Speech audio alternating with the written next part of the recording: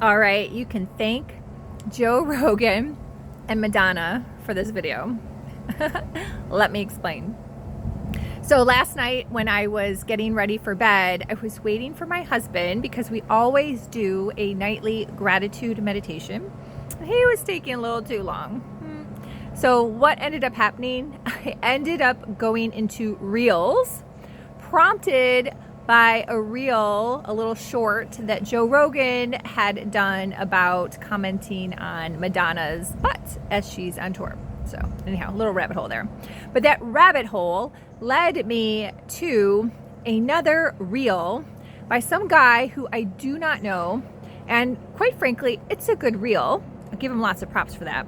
But it was about gaslighting. And it's a reel where he has two sides of himself talking to himself back and forth about gaslighting. Now, what ended up happening? I ended up becoming human for a few minutes. And I got caught up in the matrix of the whole gaslighting narrative. And that's what it is. It's all a narrative. Why is it just a narrative? Because people, we own our emotions. Think about it.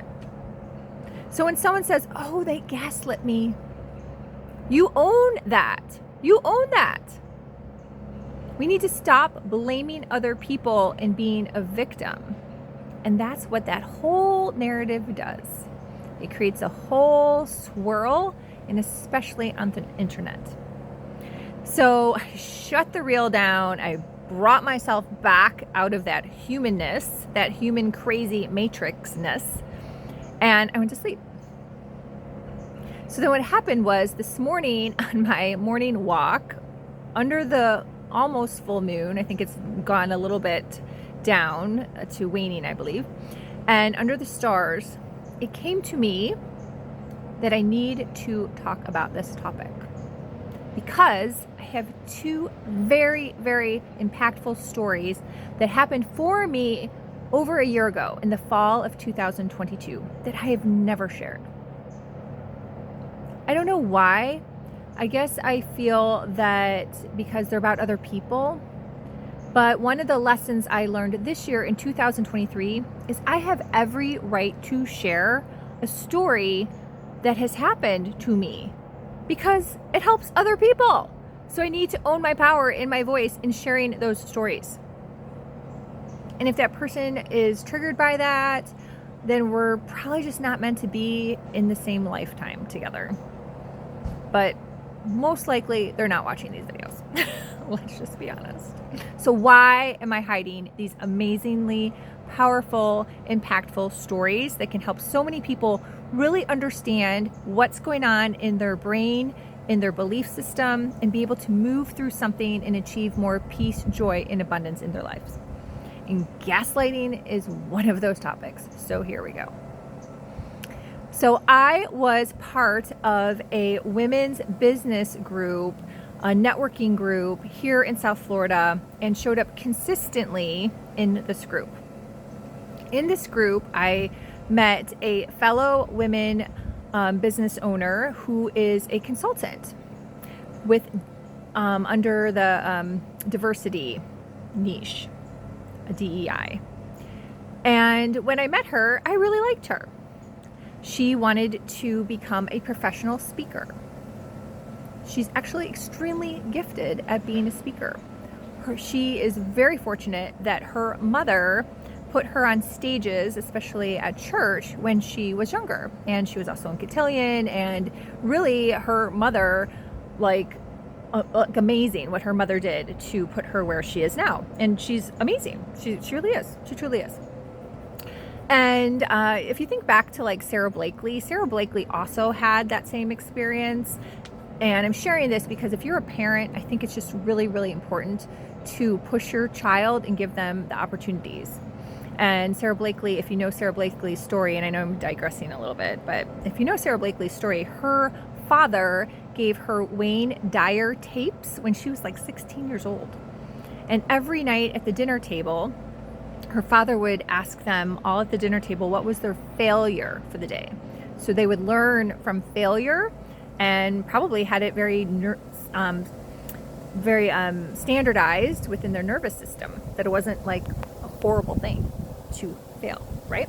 So I'm sharing that for that reason. But anyhow, so what ended up happening when I met her is she gave me an idea. I was super grateful. And then she said that she wanted to become a speaker and make it part of her business. And so that's what I do. I help people with stuff like that.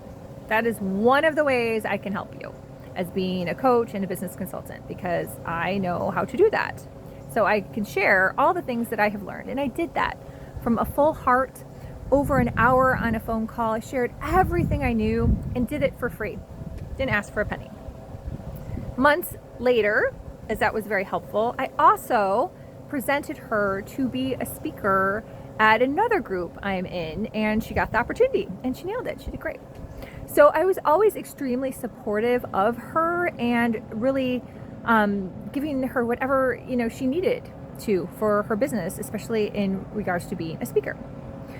So the two women that ran this group at the time asked me to help with something, with a project. And I said, sure, I would love to help. In that, ends up, I was treated very much like a low-level volunteer. I guess that's the best way to put it. And I am not a low-level volunteer. I was not. And quite frankly, it was just unnecessary. Like how it all went down and what they could have asked me instead would have shown that they are leaders and are business consultants. But it didn't go down like that. They treated me like kind of a low-level volunteer. What ended up happening was I wrote an email to, number one, stand up for myself, because I don't deserve to be treated like that. And also just notice how are you treating people, right? Because again, I am also a coach and a consultant. So I also have to show up as a teacher. I'm not going to play small. Isn't that a meme on Facebook? Not playing small so other people can feel better, right? That is true. That is truly true. You have to show up energetically as you are, as you wish to be, where you are going, all the things. So if I sat back, I was like, oh, that's okay that you treated me like that. What's the universe going to think? Oh, okay, then Melinda's really not a master teacher. Okay, good to know. You're just a little volunteer. I'm not. So I politely explained how they treated me, and that just really wasn't acceptable, quite frankly. What ended up happening was one of the leaders apologized profusely, sent me an amazing email, left me a voicemail after trying several times to get hold of me. Super nice, I completely owned it, like all good. I was like, cool, moving on, right? The other person, the person I'd spent the time with, helping her speaking career, sent me an email with one sentence. One sentence. That sentence was, I'm sorry you feel that way, period.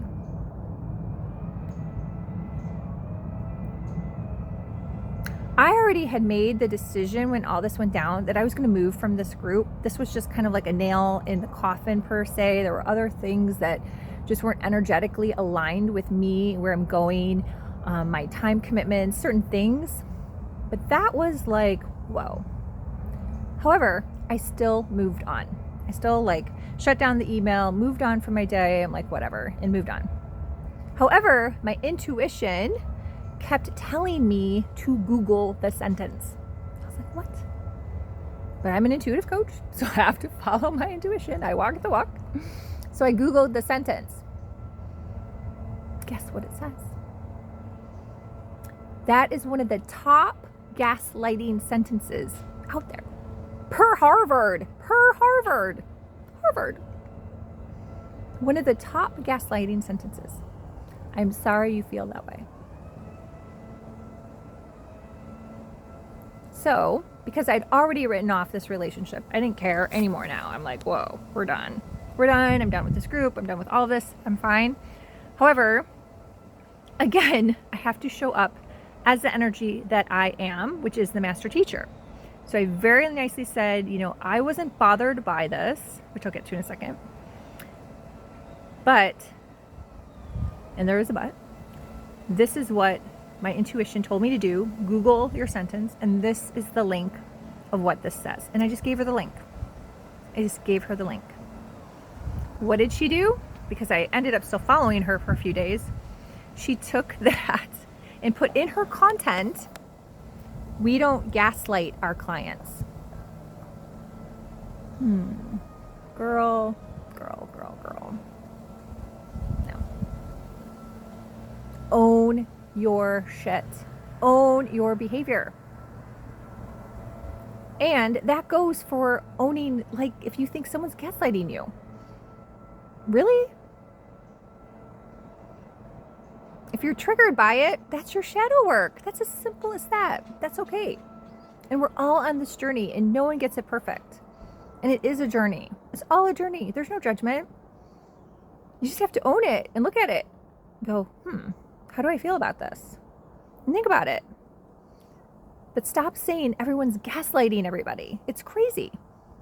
And I didn't even feel that way about her. My intuition was like, Google that. And this made an amazing story today, right? The second occurrence that I had with that word was in the same time frame, which is completely bananas. Completely bananas. And I really forgot about both of these stories until this morning on my walk. But the second story has to do with me interviewing someone for the local paper. If you know me, you know I'm a freelance writer, and I write for the local paper. It's been almost 4 years. And this topic came across for me to interview someone who's a business owner down here that was in an unfortunate accident, a really unfortunate accident. And I thought that the story would be a great story. My editor said yes, and so I interviewed her. I heard the whole story. And yes, it broke my heart. And yes, I wrote an amazing article about her and her business and her journey. It is an amazing article. It really is. What ended up happening after that is, again, social media. I ended up following her on TikTok, because I was on TikTok at the time, and also on Instagram. And every single piece of content that she put out there was about being gaslit, about being a victim, over and over and over.